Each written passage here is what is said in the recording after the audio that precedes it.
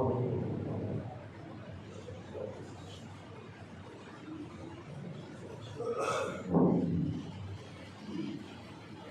الحمد لله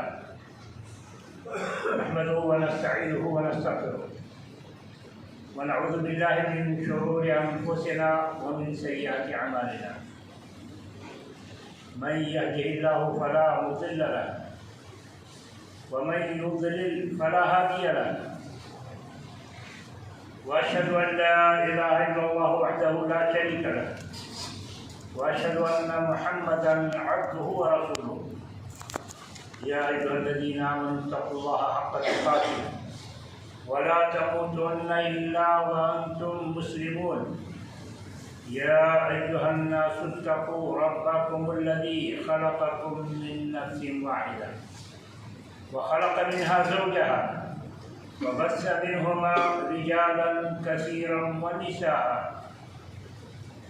واتقوا الله الذي تساءلون به والأرحام إن الله كان عليكم رقيبا يا أيها الذين آمنوا اتقوا الله وقولوا قولا سديدا يصلح لكم أعمالكم ويغفر لكم ذنوبكم ومن يطع الله ورسوله فقد فاز فوزا عظيما أما بعد فإن خير الحديث كتاب الله وخير الهدي هدي محمد صلى الله عليه وسلم وشر الأمور محدثاتها وكل محدثة بدعة وكل بدعة ضلالة وكل ضلالة في النار أعوذ بالله من الشيطان الرجيم بسم الله الرحمن الرحيم يا أيها الذين آمنوا لا تتخذوا عدوي وعدوكم أولياء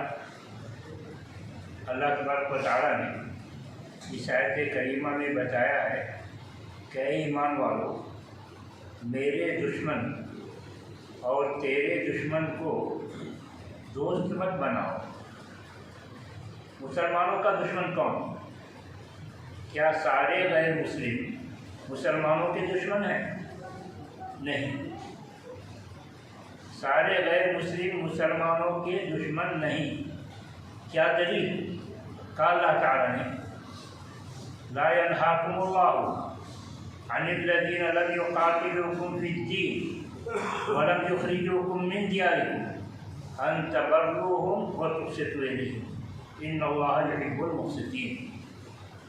اللہ تبارک و تعالیٰ نہیں روکتا تم کو ان لوگوں سے جنہوں نے تم سے جنگ نہیں کی دین کو لے کر کہ تم کیوں مسلمان ہوئے، تم کیوں اسلام پر عمل کرتے ہو۔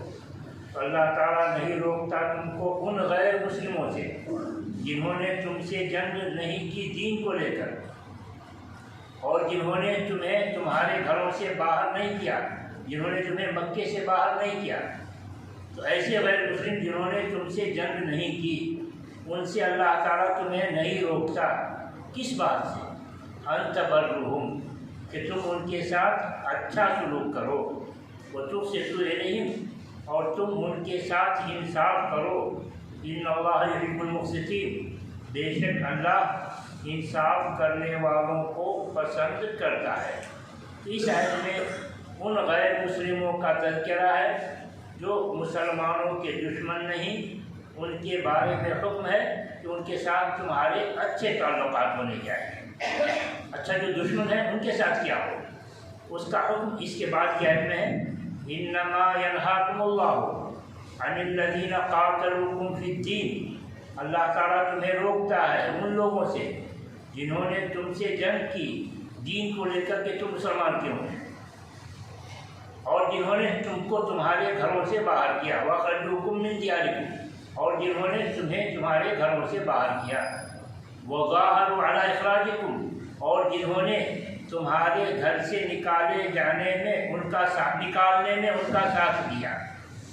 جنہوں نے تم سے جنگ کی، جنہوں نے تم کو تمہارے گھروں سے باہر کیا، جنہوں نے ایسا کرنے میں ان کا ساتھ دیا، یہ تینوں تمہارے دشمن۔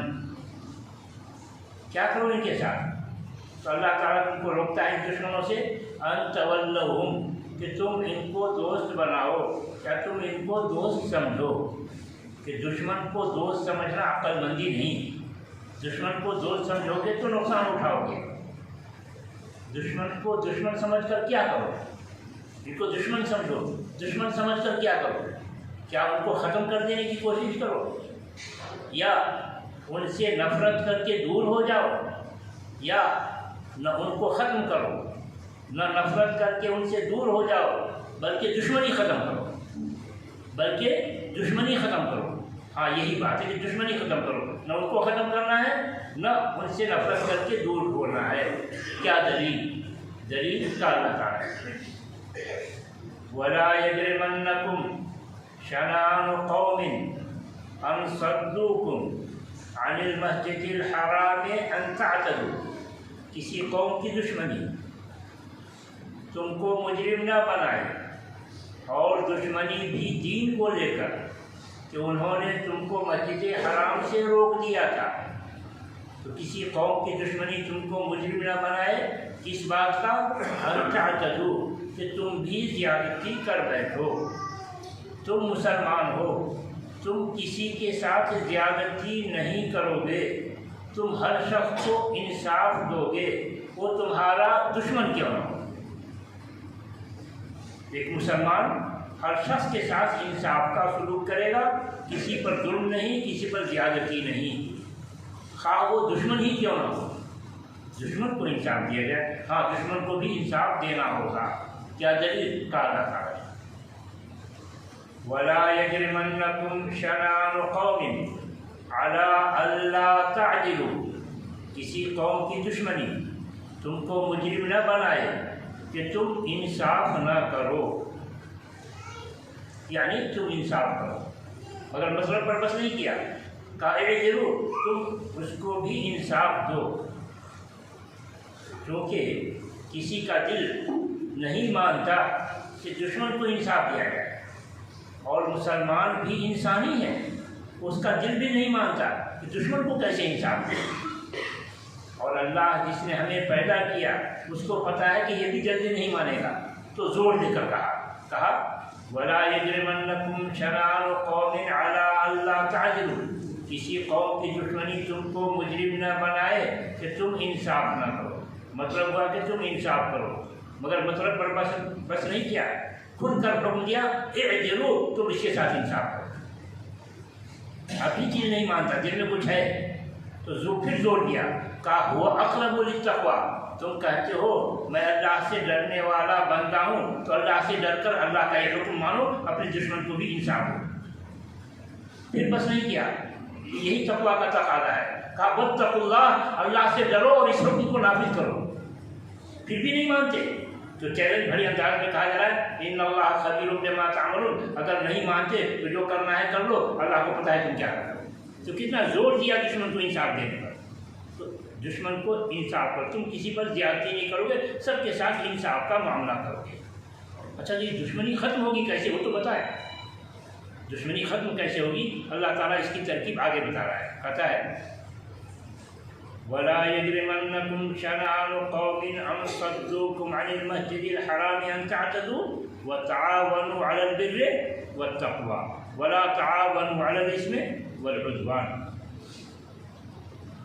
یہ وَتَعَاوَنُوا عَلَى الْبِرِّ وَالتَّقْوَىٰ کئی بار آپ نے سنا ہوگا. اس کا استعمال مسلمانوں کے لیے کیا جاتا ہے کہ مسلمانوں آپس میں مل جل کر رہو، ایک دوسرے کا تعاون کرو. مگر اس کا تعلق تو آیت کا سیاق بتا رہا ہے غیر مسلموں سے ہے. اور بھی وہ کون؟ غیر مسلم، دشمن. وَلَا يَجْرِمَنَّكُمْ شَنَآنُ قَوْمٍ أَن صَدُّوكُمْ عَنِ الْمَسْجِدِ الْحَرَامِ اس سے متعلق ہے.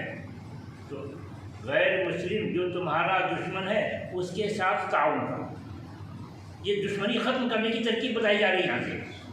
وَتَعَاوَنُوا عَلَى الْبِرِّ وَالتَّقْوَىٰ تم سے جو دشمنی کرتا ہے اس کے ساتھ تعلقات بناؤ، اچھے کاموں میں ان کا ساتھ دو، اچھے کاموں میں ان کا ساتھ دو.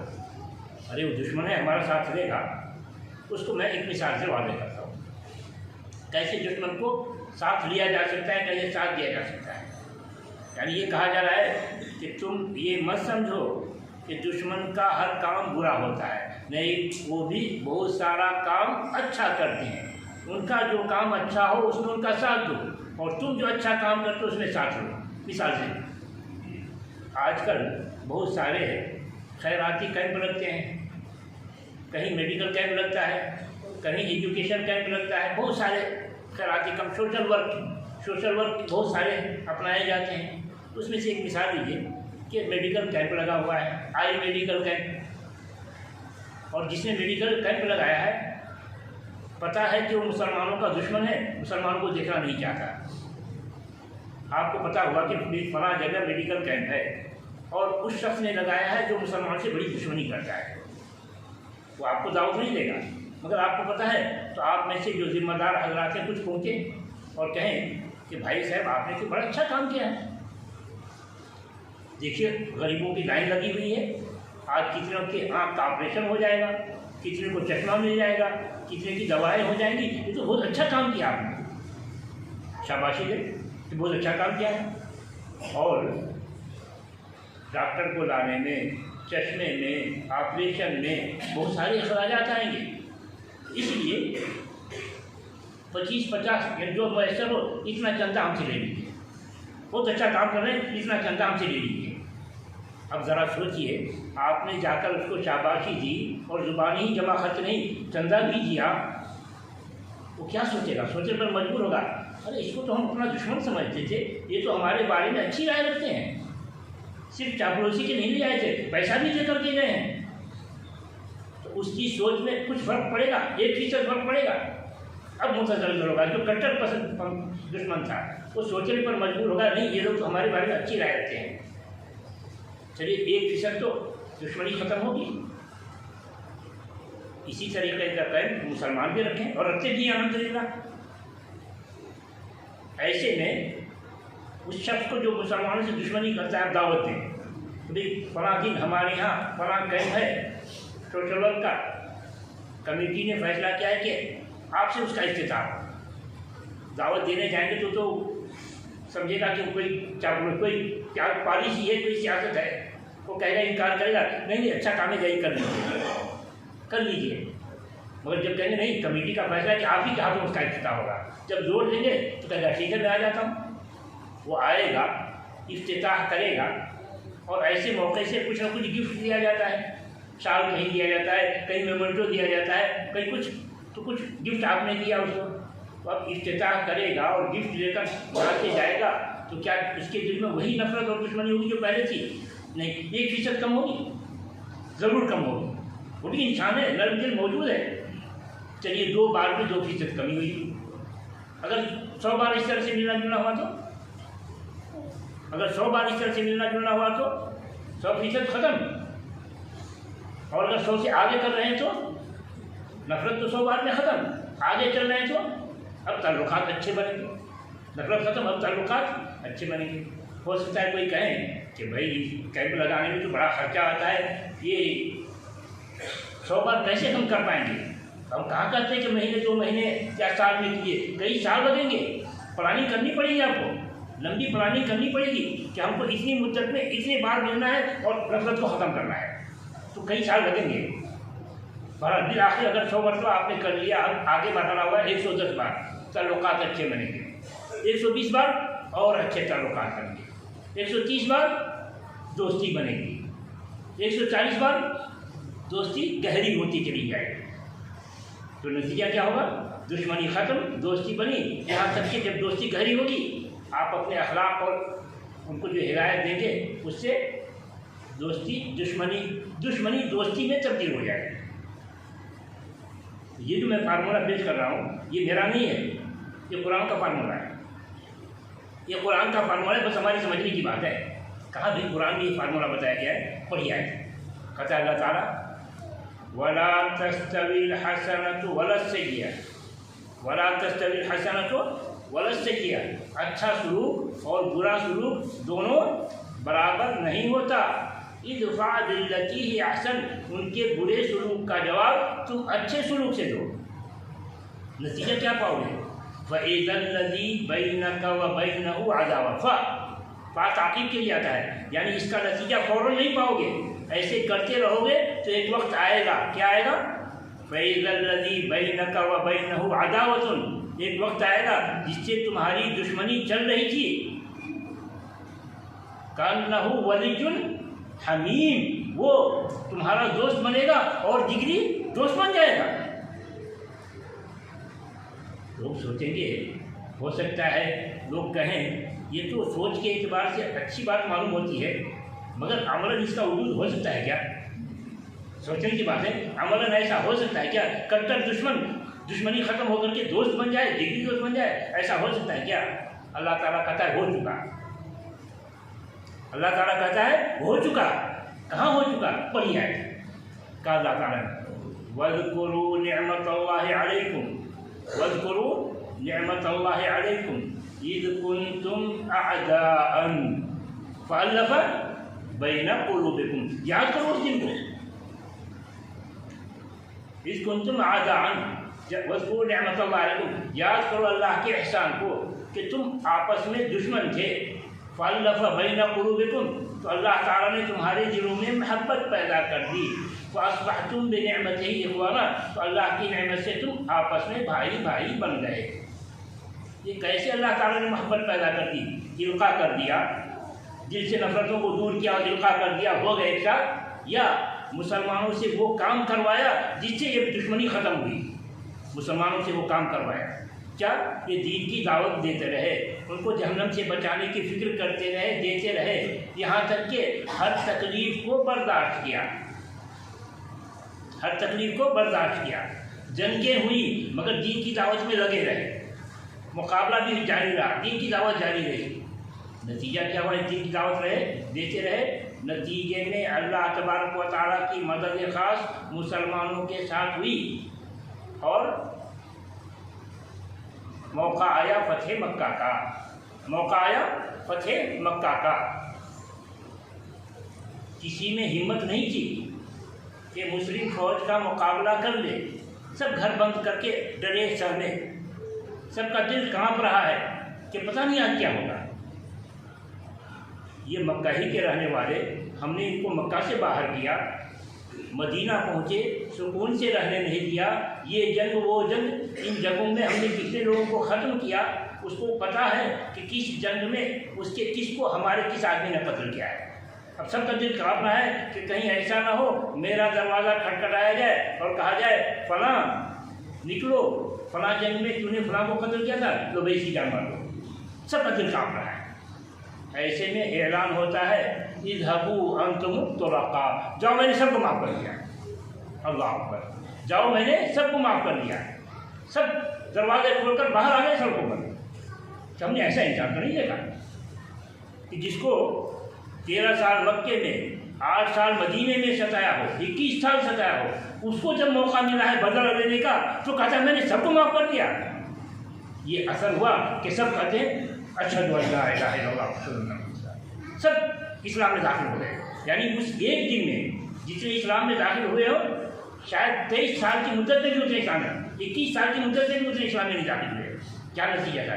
دین کی دعوت دیتے رہے، صبر کرتے رہے، تکلیف برداشت کر رہے، مگر دین کی دعوت کبھی نہیں چھوڑا، یہاں بھی دین کی دعوت۔ نتیجے میں یہ ہوا، یہ اللہ کا وعدہ ہے، یہ اللہ کا وعدہ ہے، ان تنصروا اللہ ینصرکم۔ تو دشمنی جو ختم کرنے کا جو فارمولہ اللہ تعالیٰ نے بتایا، جس کی تشریح میں نے کی، ہو سکتا ہے کچھ لوگ کہیں یہ تو بڑا مشکل مہنگا فارمولہ ہے، کتنے سال لگیں گے، کوئی سستا فارمولہ ہے؟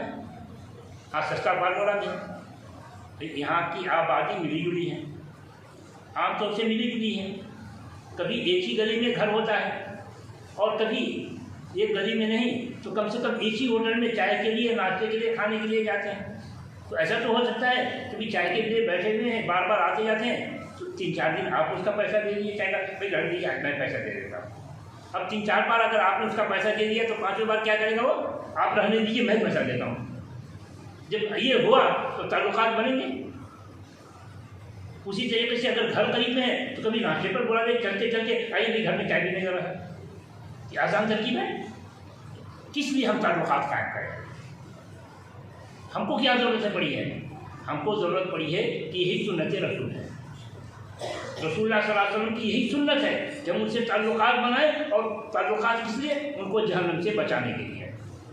کیا دلیل؟ کہ یہی سنت ہے کہ ان سے تعلقات بنائے جائیں تاکہ ان کو جہنم سے بچایا جا سکے۔ دلیل रसूल अकरम सल्लल्लाहु अलैहि वसल्लम एक यहूदी ग़ुलाम से खिदमत लेते थे। तो क्या रसूल की खिदमत के लिए मुसलमान नहीं मिले थे? मुसलमान तो आप पर जान निछावर करने के लिए तैयार, खिदमत क्या चीज़ है, मगर इसके बावजूद हिकमत से आपने यहूदी ग़ुलाम को खिदमत में रखा था।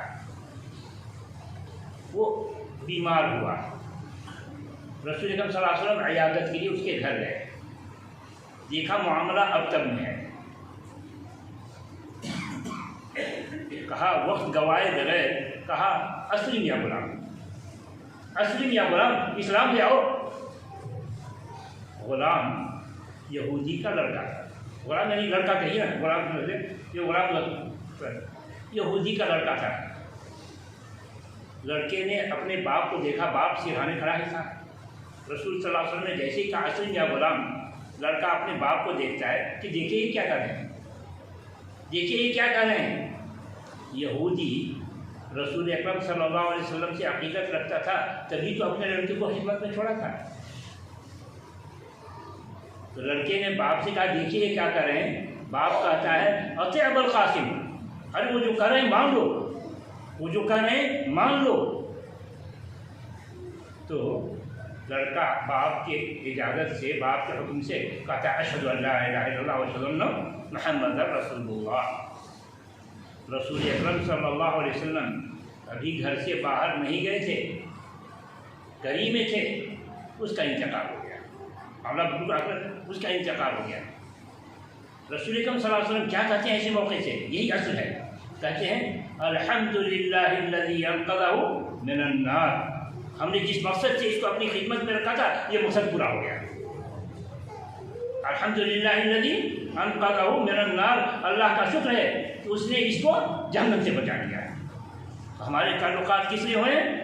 इसलिए कि हमको उसको जहन्नम से बचाना, वो हमारा इंसानी भाई है, कि वो हमारा इंसानी भाई है, हमको उससे जहन्नम से बचा रहा है। ये जो इस सिलसिले में बहुत सारे लोग, बहुत सारे बल्कि उलमा कहते हैं कि गैर मुस्लिमों से ताल्लुकात नहीं होनी चाहिए, बस अलग सेलेक्ट हो जाए, बस इसी ही पूरा हो जाए, क्योंकि अल्लाह ताला उनसे ताल्लुकात से रोकता है।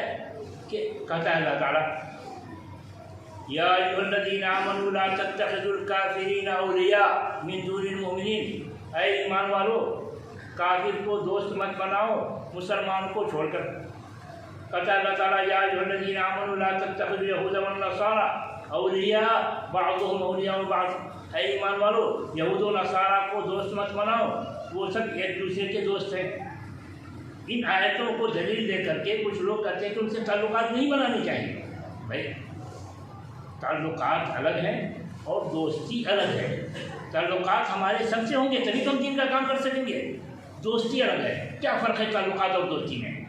ताल्लुकात और दोस्ती में फ़र्क ये है कि दोस्ती एक दूसरे के अक़ीदे और अखलाक पर भी असरअंदाज होती है। दोस्ती एक दूसरे के अक़ीदे और अखलाक पर भी असरअंदाज होती है। इस वजह से कहा कि दोस्ती मत बनाओ। क्या दलील कि दोस्ती असरअंदाज होती है अक़ीदे पर? कहा रसूल अकरम सल्लल्लाहु अलैहि वसल्लम ने अलमरउ अला दीन खलीलिही वलयंजुर अहदुकुम मन युखालिल।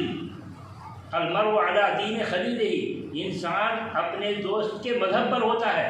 वलयंजुर अहदुकुम मन युखालिल, तो दोस्ती करते हुए देख लो कि किसके साथ दोस्ती कर रहे हो, वही मजहब तुम्हारा भी हो जाएगा। इसलिए दोस्ती नहीं बनी है। वह ताल्लुकात तो ताल्लुकात तो होने हैं कि रसूल अकरम सल्लल्लाहु अलैहि वसल्लम ने यहाँ ताल्लुकात बनाए। रसूल अकरम सल्लल्लाहु अलैहि वसल्लम ने तलाक, यही एक वाक़या नहीं, एक और एक क्योंकि इख्तिसार करता हूँ। आयत नाज़िल हुई लतजिदन्ना अशद्दन्नासि अदावतन लिल्लज़ीना आमनुल यहूदा वल्लज़ीना अशरकू, कि तुम लोगों में सब मुसलमानों का सबसे बड़ा दुश्मन यहूद को पाओगे और मुशरिक को पाओगे। क्या है? तो लोग ये ना समझें कि सारे मुशरिक हमारे दुश्मन, सारे यहूदी हमारे दुश्मन। इस नज़रिए को ख़त्म करने के लिए रसूल अकरम सल्लल्लाहु अलैहि वसल्लम ने एक यहूदी से वफ़ात से चंद दिन कबल 30 सा जौ उधार लिया, 30 सा जौ उधार लिया, और उधार लेते हुए ज़रा उसके पास रहन के तौर पर रखा। अब यहाँ सवाल ये है कि क्या मुसलमानों के पास गल्ले नहीं थे कि यहूदी से ले रहे हैं? اور کیا یہودی کو اطمینان نہیں تھا کہ رسول دے ہی دیں گے؟ زیرہ رکھنے کی کیا ضرورت ہے؟ یہ دو بات غور کرنے کی ہے۔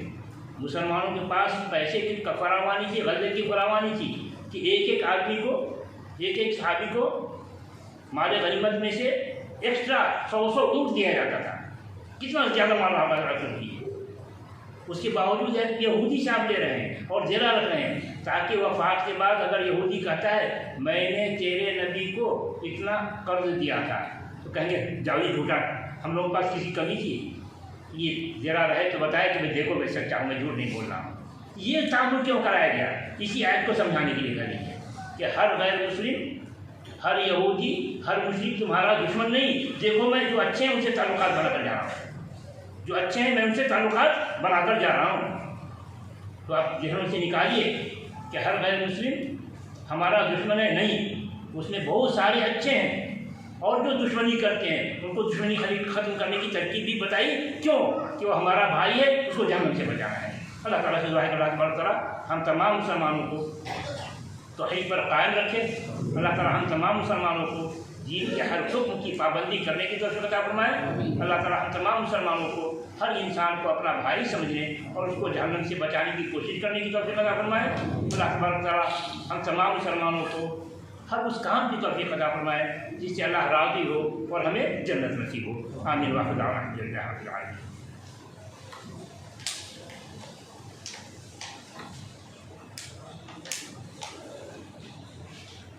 الحمد لله نحمده ونستعينه ونستغفره ونعوذ بالله من شرور انفسنا ومن سيئات اعمالنا، من يهده الله فلا مضل له ومن يضلل فلا هادي له، واشهد ان لا اله الا الله وحده لا شريك له، واشهد ان محمدا عبده ورسوله، اما بعد، اللهم صل على محمد وعلى ال محمد كما صليت على ابراهيم وعلى ال ابراهيم انك حميد مجيد، اللهم بارك على محمد وعلى ال محمد كما باركت على إبراهيم وعلى آل إبراهيم إنك حميد مجيد، ربنا آتنا في الدنيا حسنة وفي الآخرة حسنة وقنا عذاب النار، ربنا كفر عنا سيئاتنا وتوفنا مع الأبرار، ربنا اغفر لنا ولإخواننا الذين سبقونا بالإيمان ولا تجعل في قلوبنا غلا للذين آمنوا، ربنا إنك رؤوف رحيم، ربنا تقبل منا إنك أنت السميع العليم وتب علينا إنك أنت التواب الرحيم، سبحان ربك رب العزة عما يصفون وسلام على المرسلين والحمد لله رب العالمين۔